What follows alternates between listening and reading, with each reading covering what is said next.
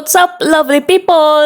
Uy, na-miss ko kayong lahat. Ang tagal-tagal na nga nung last vlog ko and na-miss ko talaga kayong lahat. Kayo ba? Na-miss nyo ba ako?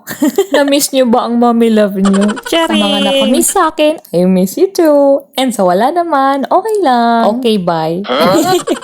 Anyways, for today's video, tara samahan nyo kaming umattend ng Coronation Day ng nag-iisa naming Ate Anya. Bago nga ang lahat, gusto kong i-congratulate again si Ate Anya na siyang hinirang na Queen of Hearts 2024 sa naganap na fundraising activity for the purpose of financing school improvements and other projects and needs po ng school nila. And of course, I would like to congratulate also the proud parents, walang iba kundi ang aking brother-in-law, Mr. Darwin Torrio, and sa napakaganda niyang Mrs. Clay Buhangin Torrio, na kumari ko din, friend, and sister. Hi Mars! I love you palagi. Alam mo yan. Itong araw lang ito ay noong Sabado, March 23, 2024. At bago nga ang araw na ito ay nakatanggap po tayo ng message po galing po sa aking brother-in-law at naimbitahan nga po tayo na dumalo ng Coronation Day ng unikuihan nila. At dahil nga si Ate Garly ang napili na maging sash bearer for today's ganap, kaya naman, kita nyo dyan sa video, nag-aayos na po kami. So ang makakasama ko po for today's ganap ay si Ate Gadi and si Ate Garly. Wala po si Dada and Zeka kasi po si Dada naka-duty and si Zeka naman hindi ko talaga kaya na dalhin siya kung wala ang daddy niya kasi alam niyo naman nasa toddler era na kami kaya sobrang likot na talaga ni Zeka and minsan di ko talaga makontrol. At para din talaga makafocus ako kay Ate Garly and Ate Gadi na siyang partner ko for today's video. Kaya minaigi ko na lang talaga na iwan si Zeka sa bahay. Sa mga ganitong ganap nga ay gusto ko talaga sana na kompleto kami. Kaso may mga pagkakataon talaga na hindi maaari. Hindi ko na ipapaliwanag mga loves basta alam nyo na yun. At dyan nga malapit na kaming matapos sa makeover ng aking Ate Garly. Ay naku po. Napakaganda naman itong anak ko. May dalaga na talaga ako. And sumunod naman itong Ate Gadi nyo. O yan, natulala pa. Yes, konti ipit lang ng buhok kasi para di naman mag-workag doon.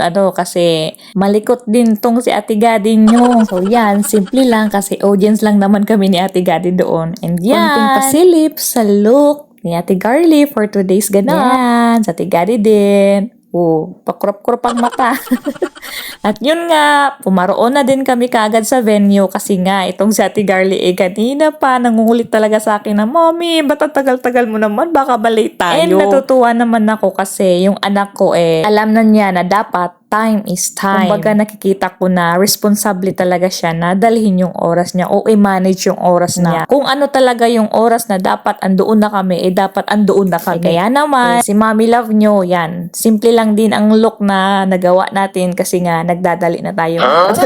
Nagmamadali na tayo. Nakalakad nga kami nito sakto 1:15 PM. Kaya naman dyan, di na maitsura aura na Ate Garly kasi nagwa-war na talaga siya na baka malate na kami kasi dapat daw 1 PM andoon na sa venue. Malapit lang naman din yung venue sa place namin kaya maya-maya andito na din kami kaagad. Dito nga pala ginanap ang event sa Social Hall ng Barangay Pag-Antayan, Cantilan, Surigao del Sur. Dahil nga ang school na pinapasukan ni Ate Anya ay dito nga sa Nazaria Arrizabal Uriarte Memorial Elementary School. At habang naghihintay pa nga na mag-start ang program, aura-aura muna kami for today's video.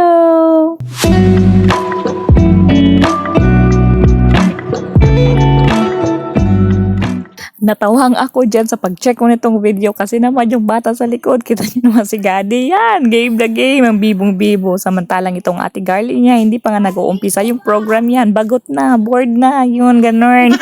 Hindi naman halatang pilit, umaura ang bata. Pagkatapos ng umaura na Ate Garly, sumunod na ang Ate Gadi. Yun. Okay, Gadi, the floor is yours.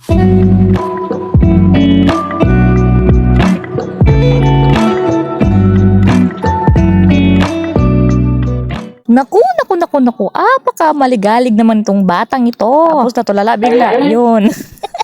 Balik ulit sa sarili niya. Tapos tingnan niyo yung ate, board yarn. What's wrong, Ate Garly? And of course, ang inahan, aura din. Oh, magandang dilag, puso ko yung nabihag.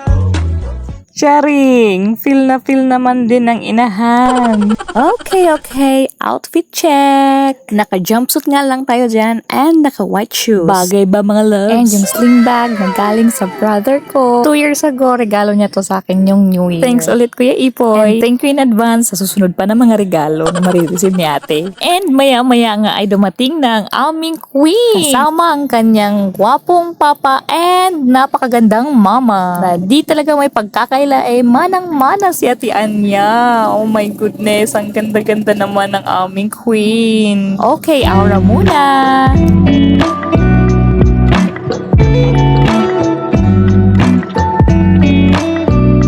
Maya-maya nga nito nag-start na po ang program. And ito na nga ang mga sumunod na mga nangyayari.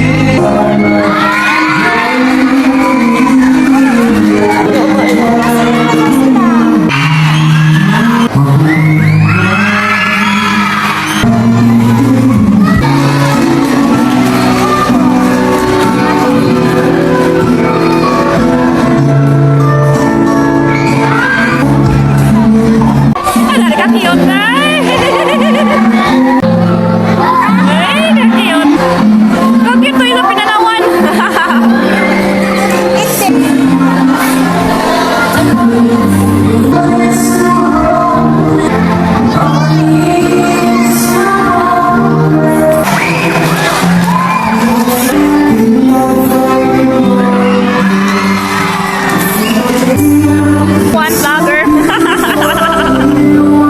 Good help ka, mami.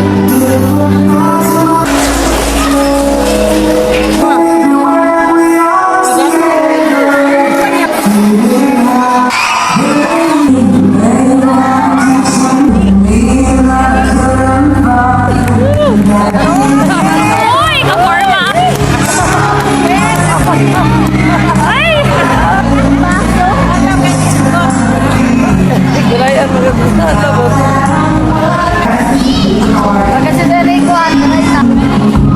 Eh, magpata ka niyaga na isang pastilan. Johnny Bastadana. Ay.